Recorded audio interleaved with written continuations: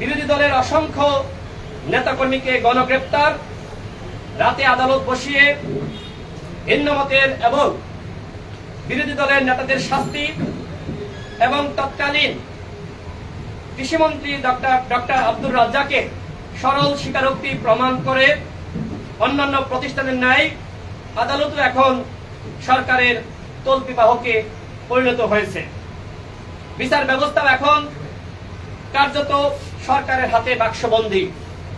সাবেক প্রধানমন্ত্রী খালেদা জিয়া এবং নোবেল বিজয়ী ডক্টর মোহাম্মদ ইউনূস যার ভুক্তভোগী।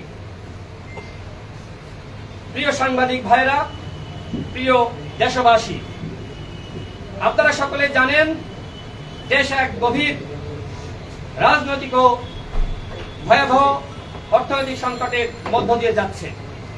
একদিকে সরকারের দলের নেতাকর্মীদের চাঁদাবাজি, লুটপাট, অর্থ পাচারে জিনিসপত্রের অস্বাভাবিক দাম বৃদ্ধি, বৈদেশিক মুদ্রার সংকট, অন্যদিকে দেশের অভ্যন্তরে কেএনএফ এর মতো সশস্ত্র গোষ্ঠীর উত্থান, সীমান্তে ভারতীয় বিএসএফ কর্তৃক প্রতিনিয়ত বাংলাদেশিদের হত্যা, চেকিং ও যথোপযুক্ত শুল্ক ব্যতীত বাংলাদেশের অভ্যন্তরীণ সড়ক ও নৌপথ ব্যবহার করে ভারতকে ট্রানজিট, দেশের অভ্যন্তরীণ রাজনীতিতে হস্তক্ষেপ, এমনকি বাংলাদেশের সাথে কূটনৈতিক সম্পর্ক না থাকলেও ঢাকায় ঈদের পূর্বে ঈদের দিন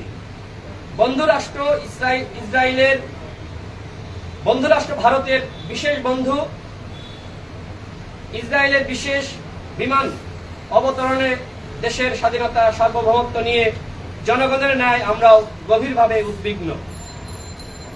গণ অধিকার পরিষদ বরাবরই দেশের স্বাধীনতা সার্বভৌমত্বের প্রশ্নে আপোষহীন। বাংলাদেশের অভ্যন্তরীণ রাজনীতিতে ভারতের হস্তক্ষেপ, সীমান্তে হত্যা ও 54 অভিন্ন নদীর ন্যায্য হিস্সা না দেওয়ার প্রতিবাদে বাংলাদেশের জনগণ যখন দেশে ভারতীয় আগ্রাসনের বিরুদ্ধে সরব হয়ে ভারতীয় পণ্য বর্জন করছে, গণ অধিকার পরিষদ জনগণের সাথে থেকে সে আন্দোলনের নেতৃত্ব দিচ্ছে। ভারতীয় তাবেদার সরকার গণ অধিকার পরিষদের এই আপোষহীন কণ্ঠ থামিয়ে দিতেই গণ অধিকার পরিষদের সংগ্রামী সভাপতি নুরুল হক নূরের বিরুদ্ধে সরকারের নির্দেশনায় আদালতের মাধ্যমে গ্রেপ্তারি পরোয়ানা জারি করা হয়েছে। ডাকসুর সাবেক ভিপি নুরুল হক নূর এদেশের মানুষের কাছে এক আপোষহীন এবং সংগ্রামী চরিত্রের নাম। হামলা মামলা করে অতীতেও তার মনোবল দমন করা যায়নি। গ্রেপ্তারি পরোয়ানা জারি করে গণ অধিকার পরিষদ তথা নুরুল হক নূরের মনোবল কোনোভাবেই দুর্বল করা যাবে না। দেশের স্বাধীনতা সার্বভৌমত্ব অক্ষুণ্ণ রাখতে, গণতন্ত্র ভোটাধিকার পুনরুদ্ধারে বিরোধী দলসমূহের সাথে গণ অধিকার পরিষদের আপোষহীন যুগপৎ আন্দোলন চলছে। ফ্যাসিবাদের পতন না হওয়া পর্যন্ত আমাদের এই লড়াই চলবে। প্রিয় সাংবাদিক ভাইয়েরা, আমি আপনাদের মাঝে গণ অধিকার পরিষদের পক্ষ থেকে লিখিত বক্তব্য উত্থাপন করলাম। আমি আগেও বলেছি, এখনো বলছি, গণ অধিকার পরিষদ রাজপথে যেহেতু আপোষহীন ভূমিকা রাখছে, গণ অধিকার পরিষদকে নির্বাচনে নেওয়ার জন্য নানানভাবে চক্রান্ত করা হয়েছিল, আমাদেরকে জিম্মি করা হয়েছিল, নুরুল হক নূরকে আলটিমেটাম দেওয়া হয়েছিল যে সে নির্বাচনে যাবে কি যাবে না। নুরুল হক নূর বলেছিলেন, আমি দেশের জনগণের সাথে বেইমানি করে নির্বাচনে যাব না। মূলত আমরা যেহেতু এই সরকারের পাতানো দামি নির্বাচনে অংশ নিইনি, এই কারণেই এখন আমাদের উপরে দমন পীড়ন চলছে। নুরুল হক নূর সহ আমাদের বিভিন্ন নেতৃবৃন্দের নামে ইতিমধ্যে গ্রেপ্তারি পরোয়ানা জারি করা হয়েছে, বিভিন্ন পুরাতন মামলায় চার্জশিট দেওয়া হয়েছে। এমনকি মোদির আগমন বিরোধী যে আন্দোলন আমরা করেছিলাম, সেই মামলায় আমার বিরুদ্ধে 2টি মামলায় চার্জশিট দেওয়া হয়েছে এবং সেটি আদালত চার্জ ফ্রেম করেছে। আমরা কি অন্যায় করেছিলাম? নির্বাচনে যায়নি, যে কারণে আমাদের গণ অধিকার পরিষদের সংগ্রামী সভাপতি এবং আমি নিজে সহ আমাদের নেতৃবৃন্দকে এখন হয়রানি করা হচ্ছে। আপনারা সাংবাদিক ভাইরা সাক্ষী, সেই 28 অক্টোবর আমরা কিভাবে প্রতিরোধ করে তুলেছিলাম। আমরা কিভাবে এই বিরোধী দল ঘোষিত যুগপৎ আন্দোলনে আমরা লড়াই সংগ্রাম করেছি। আমাদের আন্দোলনে পুলিশ নানানভাবে বাধাগ্রস্ত করেছে, আমাদের অসংখ্য নেতৃবৃন্দকে গ্রেপ্তার করেছিল, কিন্তু গণ অধিকার পরিষদ তার প্রতিবাদ অব্যাহত রেখেছে। আমরা নির্বাচনে অংশগ্রহণ করিনি, যে কারণে আমাদেরকে এখন হয়রানি করা হচ্ছে। প্রিয় দেশবাসী, আপনাদেরকে বলতে চাই, গণ অধিকার পরিষদের এই সংগ্রামী নেতৃত্ব, তাদেরকে লোভ দেখিয়ে ভয় দেখিয়ে কখনোই দমন করা যায়নি। এখনো সরকার যদি মনে করে যে এদেরকে ভয় দেখিয়ে ঈদের পরে এখন নতুন করে যে আন্দোলন শুরু হতে যাচ্ছে, এই আন্দোলন থেকে আমাদেরকে দূরে রাখবে, তারা কোনোভাবেই সেটি পারবে না। আমরা আন্দোলনে ছিলাম যতক্ষণ না পর্যন্ত এই ফ্যাসিবাদ ভারত এবং ইসরায়েলের দোসর সরকারের পতন হচ্ছে। আমরা আমাদের আন্দোলন ইনশাআল্লাহ চালিয়ে যাব। প্রিয় সাংবাদিক ভাইরা, আপনাদের যদি কোনো প্রশ্ন থাকে আপনারা প্রশ্ন করতে পারেন। রাশিদ ভাই, আপনি বলছেন যে ঈদের পরে নতুন করে আন্দোলন শুরু হচ্ছে, নতুন করে আপনাদের কি ধরনের আন্দোলনে যাচ্ছে? দেখেন, এই সরকার 28 অক্টোবরের পরে এবং নির্বাচনের আগে রাতে কোর্ট বসিয়ে বিএনপি জামাত সহ ভিন্নমতের অসংখ্য নেতাকর্মীকে সাজা দিয়েছে এবং বিএনপি জামাত সহ 30,000 নেতাকর্মীকে গ্রেপ্তার করেছিল। তাদেরকে আবার নির্বাচন যখন হয়ে গিয়েছে, এরপরে অনেককে জামিন দিয়েছে।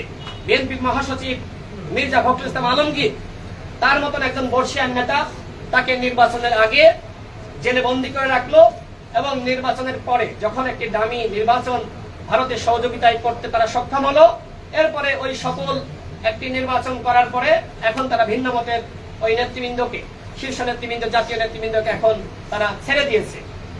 এখন যখন এই রমজানে তো আসলে ওইভাবে রোজা থেকে আন্দোলন সংগ্রাম করা সম্ভবপর নয়। রমজানে আমরা আমাদের দল গুছিয়েছি, বিএনপি সহ ভিন্নমতের রাজনৈতিক দলগুলো তারা এই রমজানের মধ্যে তাদের সর্বোচ্চ প্রস্তুতি গ্রহণ করেছে। এটি সরকার বুঝতে পেরেছে। সরকার মনে করছে যে এখন আবারও 28 অক্টোবরের মতন লাখো জনতা ঢাকায় আসতে পারে, আবারও সরকারের বিরুদ্ধে যুগপৎ আন্দোলন লাগাতার ভাবে শুরু হতে পারে। এবং আমরা যেহেতু অতীতে কোটা সংস্কার আন্দোলন সফল করেছি, সরকার সে সময় আমাদের কাছে বাধ্য হয়েছিল আমাদের দাবি মেনে নিতে। আমরা সেই সময় ছাত্র রাজনীতি করতাম, এখন যেহেতু জাতীয় রাজনীতিতে আমরা ইন করেছি, আমাদের একটি সংগ্রামী চরিত্র রয়েছে, আমাদের একটি বিপ্লবী চরিত্র রয়েছে, আমরা আপোষহীন। সুতরাং এই আন্দোলন থেকে আমাদের দূরে রাখার জন্যই একটি চক্রান্ত চলছে।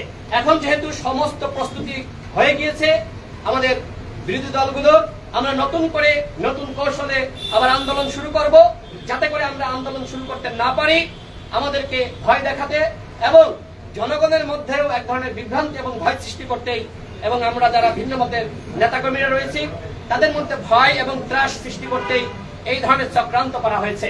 কিন্তু আমরা আগেও বলেছি, এখনো বলছি, চক্রান্ত ষড়যন্ত্র করে আইয়ুব খান, ইয়াহিয়া খান, এরশাদ, ফখরুদ্দিন, মাইনুদ্দিন তারা তাদের পতন কখনোই বন্ধ করতে পারে নাই। শেখ হাসিনা সরকার চক্রান্ত করে ষড়যন্ত্র করে তার যে অনিবার্য পতন, সেই পতন কখনোই বন্ধ করতে পারবে না। তার পতন অনিবার্য এবং দেশে গণতন্ত্র ফিরে আসবে। গণতন্ত্রের পক্ষে আমরা লড়াই করছি, এই লড়াইয়ে আমরা দেশের সকল মানুষকে অংশগ্রহণ করার আহ্বান জানাই। আর কোন প্রশ্ন? এক এক করে বলেন। সরকার আপনাদের উপর দমন নিপীড়নে নেমেছে, কিন্তু বিএনপি সহ জামাত সহ অন্যান্য বিরোধী দলের নেতাদেরকে ছেড়ে দিচ্ছে সরকার, কিন্তু আপনাদের আপনাদের উপর কেন দমন নিপীড়নে নামবে? আপনারা কি তাদের জন্য বড় কোনো হুমকি আরোপ? আমি এই প্রশ্নের উত্তর আগেই দিয়েছি। আমরা যখন ঢাকা বিশ্ববিদ্যালয় ক্যাম্পাসে ছাত্র রাজনীতি করেছি, আমরা ঐতিহাসিক কোটা সংস্কার আন্দোলনে আমাদের যে সংগ্রামী চরিত্র, ওই সময় গোয়েন্দা সংস্থার পক্ষ থেকে আমাদেরকে বিভিন্ন অফার দেওয়া হয়েছিল, আমাদেরকে চাকরি দিবে, গাড়ি বাড়ি দিবে, টাকা পয়সা দিবে, নানান প্রলোভন দেখিয়েছিল। আমরা কারোর কাছে মাথা নত করি নাই। আমরা লাখো শিক্ষার্থীকে সাথে নিয়ে সেই আন্দোলন সফল করেছিলাম। এবং এই যুগপৎ আন্দোলনে আমাদের যে বিপ্লবী চরিত্র, আমাদের যে সংগ্রামী চরিত্র, তার সাক্ষী আপনারা নিজে। আপনারা দেখেছেন যে পুলিশ এই পল্টনে অসংখ্যবার আমাদেরকে বাধাগ্রস্ত করেছে। আমরা পুলিশি বাধা উপেক্ষা করে আমরা আমাদের মিছিল সমাবেশ আমরা সফল করেছি। সুতরাং এই তরুণ শক্তি যে রাজপথে রয়েছে, এই তরুণ শক্তি যদি লাগাতার ভাবে রাজপথে থাকে, যেমনি ভাবে কোটা সংস্কার আন্দোলনের সময় আমরা এক সময় 20 জন 50 জন রাজপথে ছিলাম, এরপরে এক সময় লাখো লাখো কোটি কোটি শিক্ষার্থী আমাদের আহ্বানে সাড়া দিয়ে নেমে এসেছিল। ঠিক একইভাবে এখনো বাংলাদেশের ক্ষুব্ধ জনগণ আমাদের আহ্বানে সাড়া দিয়ে রাজপথে নেমে আসতে পারে, সেই ভয় কিন্তু সরকারের মধ্যে রয়েছে। গণ অধিকার পরিষদকে সরকার ভয় পায়, তার প্রমাণ আবারও আপনারা পাচ্ছেন। কোটা আন্দোলনের সময় দেখেছেন আমরা আমাদের সংগ্রাম আমরা অব্যাহত রেখেছিলাম এবং এখনো পর্যন্ত বিভিন্ন রাজনৈতিক দল যুগপৎ আন্দোলনে ছিল না, কিন্তু গণ অধিকার পরিষদ জনগণের সাথে বেইমানি করে নাই। গণ অধিকার পরিষদ রাজপথে ছিল, যে কারণে গণ অধিকার পরিষদের শীর্ষ নেতৃত্ব নুরুল হক নূর সহ আমাদেরকে যদি থামানো যায় এবং জেলে বন্দী করে রাখা যায়, বাক্সবন্দী করে রাখা যায়, তাহলে তার ওইভাবে আন্দোলনটা গড়ে উঠবে না, এটি সরকার জানে। সেই জায়গা থেকেই পুরাতন মামলায় নুরুল হক নূরের বিরুদ্ধে এই ধরনের গ্রেপ্তারি পরোয়ানা জারি করা হয়েছে। ভাই আপনি রাশেদ দিতে হচ্ছে। ওকে সাংবাদিক ভাইরা, থ্যাংক ইউ, আপনাদেরকে অসংখ্য ধন্যবাদ। ভাই একটু বলেন, ঈদের পরে আন্দোলনের কথা বলছেন, আসলে জানান দিবেন নাকি? ঈদের পরের আন্দোলন বলতে আসলে বিষয়টি আসলে এরকম না যে আমরা ঈদের পরেই সবসময় আন্দোলন করব। আমাদের আন্দোলন ধারাবাহিকভাবে চলছিল, যেহেতু পবিত্র মাহে রমজান, আমরা মাহে রমজানে আমরা প্রস্তুতি গ্রহণ করেছি, আমরা আমাদের দল এবং সংগঠনকে গুছিয়েছি এবং এখন নতুন করে নতুন কৌশলে আন্দোলন করার জন্য আমাদের রাজনৈতিক দলগুলোর মধ্যে আলোচনা হয়েছে।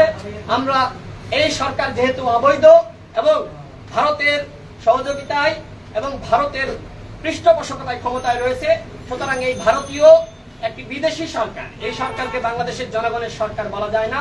এই সরকার ভারতের সরকার, এই ভারতের সরকারের বিরুদ্ধে ইতিমধ্যে জনগণ ক্ষুব্ধ হয়ে ভারতীয় পণ্য বর্জন শুরু করেছে এবং জনগণ ইতিমধ্যে দেখেছেন যে এই ঈদে কোনো ভারতীয় পোশাক কেনে নাই এবং রমজানে ভারতীয় কোনো পণ্য কেনেনি।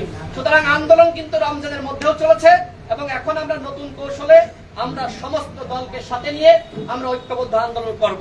আমরা এর আগে যেটি হয়েছে যে অনেক দল যুগপৎ আন্দোলনে ছিল, অনেকে ছিল না, আমরা এখন সকলের সাথেই কথা বলেছি, এখন সবাই ঐক্যবদ্ধভাবে রাজপথে এই সরকারের বিরুদ্ধে আন্দোলন সংগ্রাম গড়ে তুলতে চাই। আমি একটা জিনিস বলি যে আপনারা বলছেন সরকার দমন নিপীড়ন করছে। আমরা লক্ষ্য করেছি 28 তারিখের পরে বিএনপি সহ অন্যান্য রাজনৈতিক দলের নেতৃবৃন্দকে বিভিন্ন সময় বিভিন্ন মামলায় গ্রেফতার করা হয়েছে, কিন্তু গণ অধিকার পরিষদ বলছেন করছে কিন্তু করেনি। এখন কেন আপনাদের মনে হয়েছে ওদের ছেড়ে আপনাদের? দেখেন, এটি আসলে সরকারের একটি কৌশল। সরকার তো সবসময় সবগুলোর ডিম এক বাক্সের ভিতর রাখবে না। ওই সময় বিএনপি সহ বড় দলগুলোকে দমন করেছে, এখন যখন দেখছি যে ওই সময় বিএনপিকে দমন করলেও আমাদেরকে থামানো যায়নি, সুতরাং নির্বাচনের পরে এখন আমাদেরকে দমন করার জন্য তারা সর্বাত্মক ষড়যন্ত্র করছে। প্রিয় সাংবাদিক ভাইরা, আমি একটু অ্যাসিস্ট করছি। যে কোশ্চেনগুলো আমি এক্সপেক্ট করেছিলাম যে আপনাদের কাছে আসবে আজকের বিষয় নিয়ে, দুর্ভাগ্যবশত যে প্রশ্নগুলো হয়তো আমরা আনতে পারিনি, সেটা হলো ডিজিটাল সিকিউরিটি অ্যাক্ট। এটা আপনাদের জানা আছে, সেই অ্যাক্ট কিন্তু এখন নেই, সেটা চেঞ্জ হয়ে গেছে। সেটা কি সাইবার ল অ্যান্ড সিকিউরিটিজ অ্যাক্টে চলে এসেছে। ডিজিটাল সিকিউরিটি অ্যাক্টে কয়টা ধারায় মামলা দিয়েছে? 3টা ধারা, একটা 25, একটা 29, একটা 31। এবার আসি যে মামলাটা আদৌ চলতে পারে কিনা। তো মামলাটা করবে কে? যে ক্ষতিগ্রস্ত হবে সে তো করবে, সে কিন্তু করলেন না। নওফেল সাহেব করলেন না, মাননীয় প্রধানমন্ত্রীও করলেন না। করলেন কে? একজন পরিচিত হওয়ার জন্য একটি বিশ্ববিদ্যালয় বিপদগামী একজন ছাত্র করলেন। আজকে কিন্তু সে আইনটা নেই, অটোমেটিক্যালি কিন্তু সেটা ইনফ্যাকচুয়াস হয়ে যায়। এবার যদি আমি আসি যে সেই 25, 29, 31 আইনে কি আছে? আইনটা বলেছে আমাদের বাংলাদেশের সংবিধান যে 30 লক্ষ শহীদের বিনিময়ে যে দেশটা আমরা পেয়েছি, আজকে যে একত্রিত হয়েছি, সেই সংবিধানের মাধ্যমেই বলা আছে যে আর্টিকেল 8-এ বলেছে হলো ফান্ডামেন্টাল রাইটস। ফান্ডামেন্টাল রাইটসে দুটো শুধু আমি উপাদান বলি, সেটা হলো একটা কি রয়েছে হিউম্যান রাইটস, আরেকটা রয়েছে আমাদের ডেমোক্রেসি। তাহলে ডেমোক্রেসি কি? আমার অধিকারটা তো আমি বলবো, আপনার অধিকারটা আপনি বলবেন। এবার শেষ। এরপরে আসি কি বলছে আর্টিকেল 26-এ কি বলেছে? 26-এ বলেছে হলো যদি কোনো আইনের সাথে সংবিধানের সাংঘর্ষিক কিছু হয় তাহলে সেই আইন কার্যকরী হবে না। একদিকে বলছে গণতন্ত্র, একদিকে বলছে যে আইনের সাংঘর্ষিক, তাহলে কিন্তু এই ডিজিটাল সিকিউরিটি অ্যাক্টে আইন হয় না। এবার চলে আসি আর্টিকেল 36, 37, 38, 39। 38-এ আমার কি বলেছে? যে অ্যাসেম্বলি, যে আমি তো আমার কথা বলতে পারবো, আমার অ্যাসোসিয়েশন নিয়ে আমি চলতে পারবো, সেটাও কিন্তু তারা ভায়োলেট করছে। সুতরাং এই সরকার যে কোনোভাবেই আমাদেরকে ক্ষান্ত দেবে না। আজকে হয়তো মুখে ধরেছেন এবং এর আগে দেখেছেন যে আমাদের প্রিয় রাশেদ খানকে কি করলেন, একই মামলায় দুইজন লোক দেখতে শুনতে ভালো, স্বাস্থ্য টাস্থ্য ভালো, ওনাদের খুঁজে পাচ্ছে না, অথচ ওনাদের খুঁজে পাওয়া যায় ওই যে হারুন সাহেবের ওখানে নাকি কি সব ওই ভাতের হোটেল নাকি আছে, ওখানে খাওয়া দাওয়া আছে, ওনাদের পাওয়া যাচ্ছে না। পাওয়া যায় হলো আমাদের রাশেদ খানকে, ওনার নামে মোদী বিরোধী আন্দোলনে দিয়েছে। সুতরাং আমরা অনেক আগে থেকে টার্গেটেড ছিলাম, যেহেতু আমাদের প্রতি আপনাদের সবার ভালোবাসা আছে, এই কারণেই তারা নির্বাচনে সংকালীন অবস্থায় তারা আমাদেরকে ওইভাবে টার্গেট করেনি। এখন দেখেছি এরপরও আমরা থেমে যাইনি, অনেকে থেমে গেলেও আমরা আছি, আপনাদের দোয়া নিয়েই থাকবো। এবং এইসব কারণেই আমাদের নূর এবং রাশেদকে যদি তারা আটকে দিতে পারে, জেলে নিতে পারে, তাহলে তারা মনে করেছে যে ক্ষান্ত করতে পারবে, আন্দোলনকে তারা ধ্বংস করতে পারবে। কিন্তু নূর রাশেদের সংগঠন গণ অধিকার, নূর রাশেদ কেন তাদের পরিবার শুদ্ধও যদি নিয়ে যায়, এই আন্দোলন থাকবে না। এই বলেই আমি আমার আহ্বান এবং বক্তব্য এবং এক্সপ্লানেশন শেষ করছি। আল্লাহ হাফেজ। আপনাদের আমার নাম হলো বিপ্লব কুমার পোদ্দার, আমি একজন সামান্য সহসভাপতি এবং খুব সামান্য মানের একজন আইনজীবী।